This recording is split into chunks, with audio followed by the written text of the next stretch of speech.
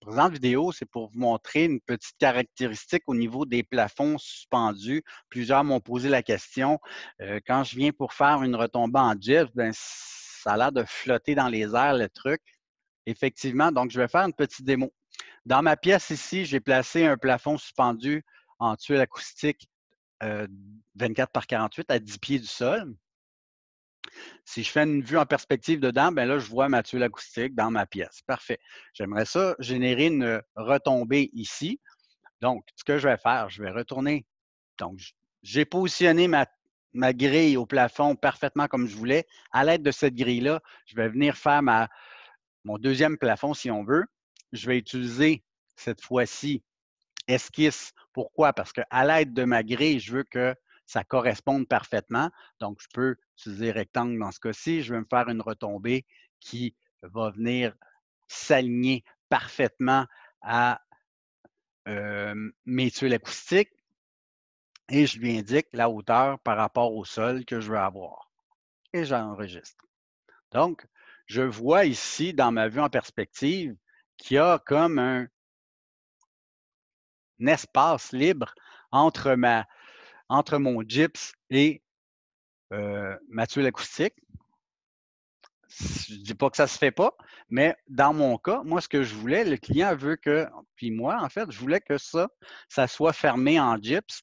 Donc, je ne veux pas avoir de tuiles acoustiques au-dessus. Donc, à l'aide de mon plan et de mes deux plafonds qui sont générés, je vais modifier le contour de ma tuile acoustique. Donc, je double-clique sur mes tuiles acoustiques et je viens, ni plus ni moins, à l'aide de mon plafond de gyps maintenant, refaire mon contour pour que ma tuile soit interrompue. Donc, je lui dis que dans la zone en magenta, c'est là-dedans que j'ai de la tuile.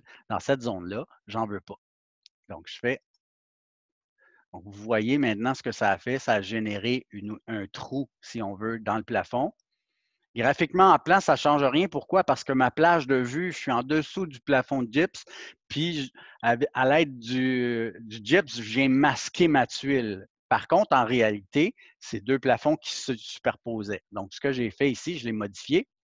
Et ce que je vais faire au niveau de mon plafond composé, ce plafond composé-là, c'est quoi? C'est un gyps d'un demi-pouce avec un montant métallique au-dessus. C'est pour ça que ça fait une certaine hauteur. On va aller voir c'est quoi ces données. Donc, je le sélectionne. Je viens dans plafond de gyps composé, je viens faire nouveau et je vais le dupliquer. Pourquoi? Parce que je veux le garder. Si j'ai des plafonds standards à faire, je vais utiliser ça. Sinon, je vais me faire une retombée. Hop, retombée, gyps. Et je veux l'avoir, donc je veux qu'elle fasse 18 pouces de hauteur. Le 18 pouces vient de où? C'est qu'en fait, mon plafond ici est à 8 pieds 6. J'ai une différence de 18 pouces ou 1 pied 6 entre mon plafond en tuile et ça. Donc, je veux que ça fasse à tout le moins 18 pouces de hauteur. Donc, je vais marquer 18 pouces ici. Et là, on voit qu'à l'initiale, c'était 3 pouces. Je vais aller modifier. Donc, on voit.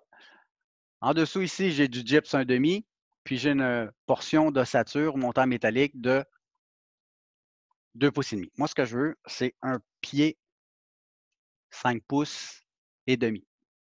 Donc, plus mon demi-pouce, ça va faire mon 18 total. Donc, je fais OK et je l'applique. Donc, ça vient combler le vide parfaitement.